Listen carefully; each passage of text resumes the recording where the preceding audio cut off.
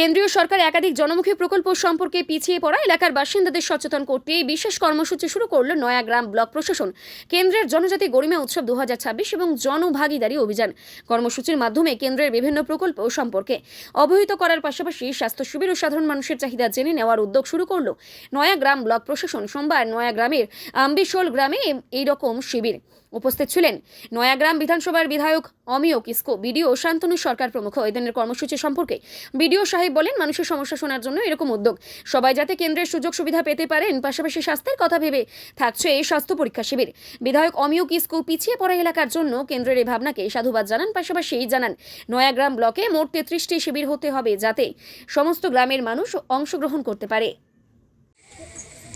Block level অন্যান্য আধিকারিকগণ, আমাদের বিভিন্ন গ্রাম পঞ্চায়েতের প্রধান সাহেব, পঞ্চায়েত সমিতি মেম্বার্স এবং সর্বোপরি আম্বিশোল গ্রামের যারা আজকে উপস্থিত হয়েছেন এতক্ষণ ধরে ওয়েট করেও, সকলকে নয়াগ্রাম ব্লকের পক্ষ থেকে আমরা শুভেচ্ছা জানাচ্ছি।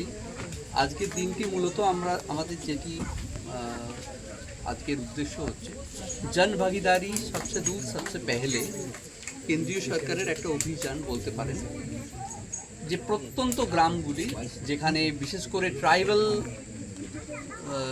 লোকজন বেশি থাকেন অথবা পিভিটিজি লোকজন বেশি থাকেন, সেখানে আমাদের কেন্দ্রীয় সরকারের যে সমস্ত স্কিমগুলি আছে সেগুলোকে জানানো এবং তার সুবিধাগুলি কিভাবে পাওয়া যায় এই ব্যাপারে তাদের জানানো এবং তাদের থেকে অ্যাপ্লিকেশন নেওয়া, কী কী সুবিধে তারা পাবেন এই ব্যাপারে তাদের জানকারি করা।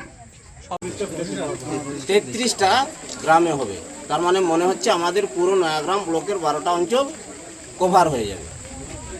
তার মানে বুঝতে পারছেন যে নতুন সরকার যে গ্রামের ভিতরের যে সমস্ত এলাকাগুলো আছে, যারা দীর্ঘদিন ধরে পিছিয়ে পড়া বলে পরিচিত হয়ে আসছে, অনেকের বলতে ভালো লেগেছে যে পিছিয়ে পড়া এলাকা, আর আমাদের এই সরকার বলছে পিছিয়ে পড়া এলাকাগুলোকে প্রথমে সুযোগ দিতে হবে।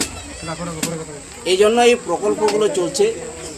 আপনারা এই প্রকল্পগুলো সুযোগ নেবেন, সুবিধা নেবেন। আর বিডিও সাহেব যেটা বললেন, সর্বপ্রথম হচ্ছে স্বাস্থ্য।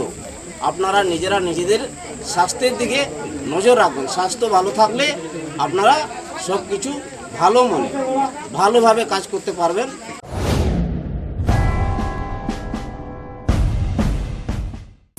আচার্য প্রলয় চক্রবর্তী, যিনি সম্পূর্ণ বিজ্ঞানভিত্তিক পদ্ধতিতে বিচার বিশ্লেষণ এবং প্রতিকার করেন।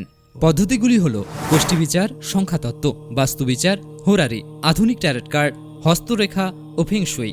পৌরোহিত্য বিশারদ, কম্পিউটারাইজড গোষ্ঠী তৈরি করেন।